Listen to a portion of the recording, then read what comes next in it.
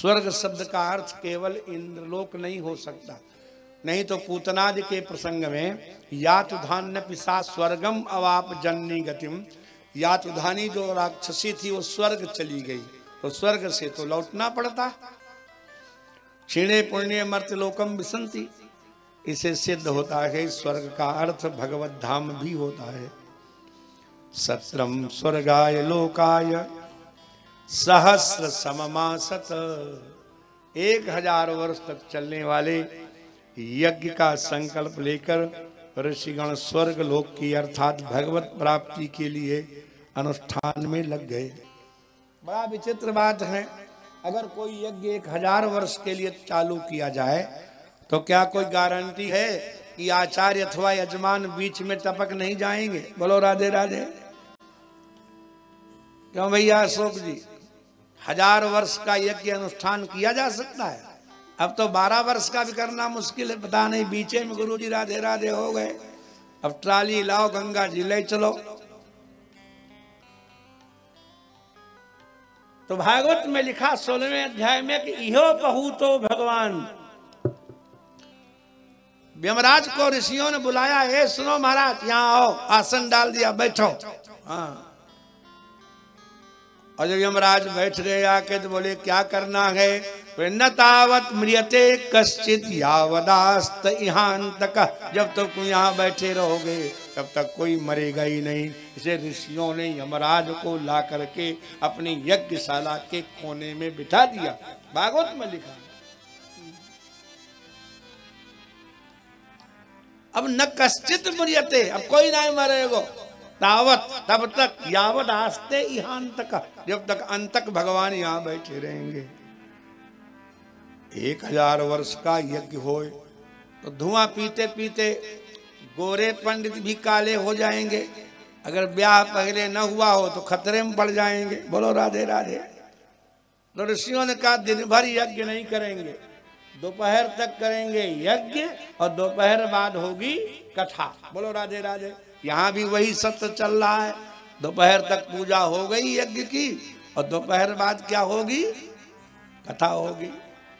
तो तय कदा तु मुनयः प्रातर्हुत हुताग्नयः, ये सब स्पष्ट है मूल में। हुताः आहूताः, अग्नयः प्रातः माने प्रातः काल के सत्र में, हुत माने हवन किया गया है, हुताग्नि माने आवाहित अग्नियों में। प्रातर हुत हुताग्नयः, प्रातः सत्रे हुताः आहुति विषयी कृताः, हुताः आहूताः अग्नयः यैस्ते तादृशा मुनयः। मुनिजन कैसे हैं कि जिन अग्नियों का आवाहन किया था उनसे कहा दोपहर तक खाए लो, जो कुछ मिले मिलावे, संध्या कुछ नहीं धरा, फलाहारो। बोलो राधे राधे। डट लो। तो दोपहर तक यज्ञ हुई और दोपहर बाद फलाहार करके और थोड़ा विश्राम करके आ गए।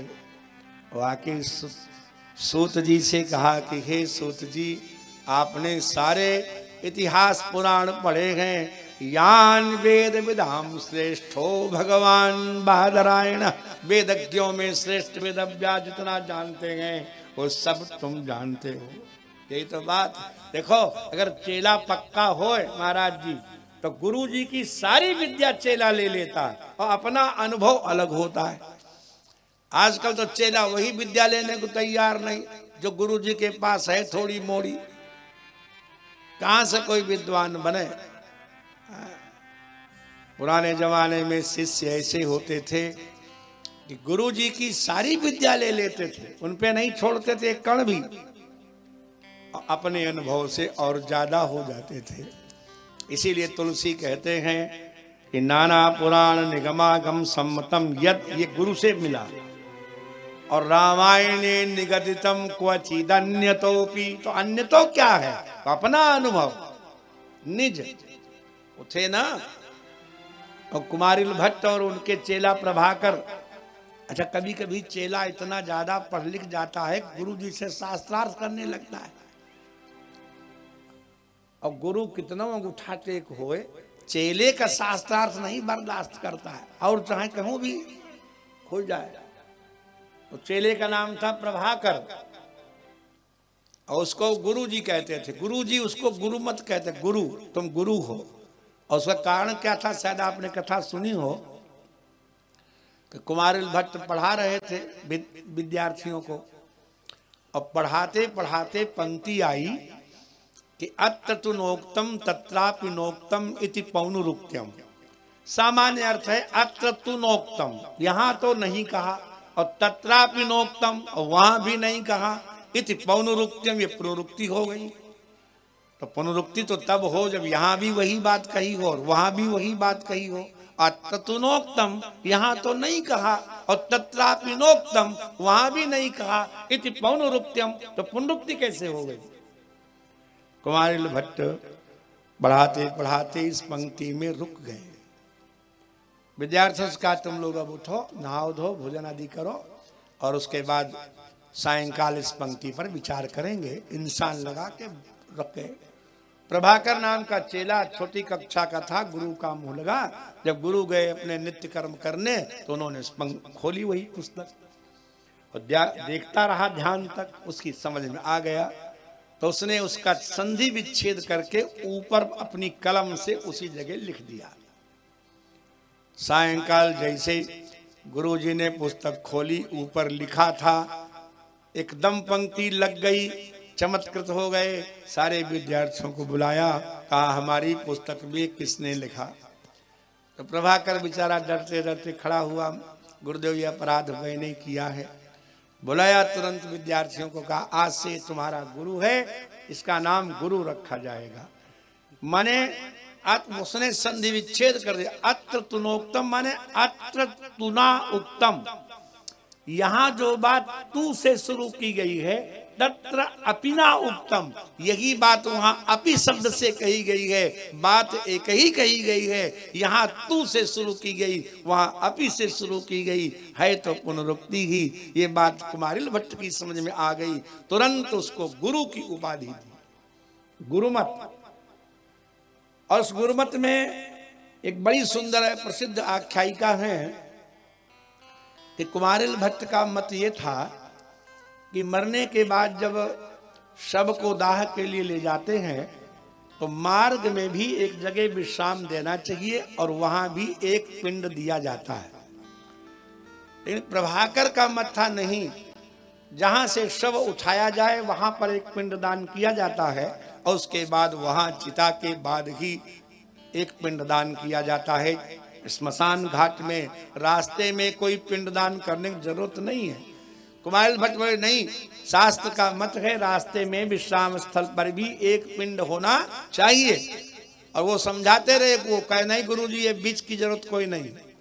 और गुरुजी ने अपना प्रेस्टीज इशू बना लिया, ये हमारी बात नहीं मानता चेला होके। तो कुमारिल भट्ट थे योगी, तो उन्होंने प्राणायाम करके अपने प्राण त्याग दिए। प्राण तो रहे लेकिन प्रभाकर को लगा कि गुरुजी गए, राधे राधे। बड़ा रोया धोया, बड़ा दुखी हुआ। गुरुजी का अंतिम संस्कार करने के लिए ले चला, वही ज्येष्ठ शिष्य था। तो उसके मन में आया हम तो नहीं बीच में पिंड के पक्षधर हैं, लेकिन गुरुजी जिंदगी भर यही सिद्धांत मानते रहे, तो कम से कम गुरुजी का तो कम से कम बीच में पिंडदान कर ही दें। तो बीच में उसने विश्राम दिलाया और पिंडदान देने लगा। जैसे उसने जो है इदम पिंडमम अमुक गोत्रोत्पन्नाय अस्मत् गुरवे इदम पिंडम तस्मै सुधा नमः, इदम पिंडम तस्मै सुधा नमः 3 बार जैसे कहा, सोई कुमारिल भट्ट उठ करके बैठ गए टिकटी पर।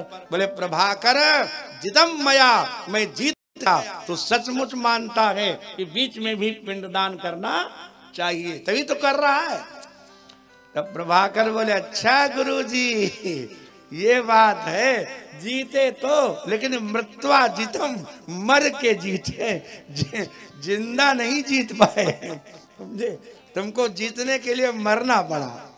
तो कभी कभी चेला भी महाराज ऐसा होता है तो जो गुरु से भी ज्यादा तेज हो जाता है। इसीलिए माता कहती है कि गूढ़हु तत्व न साधु दुराम है, और आरत अधिकारी जहाँ पावे। अधिकारी अगर बढ़िया हो तो गुरु को चाहिए इस सारे विषयों को स्पष्ट कर दे।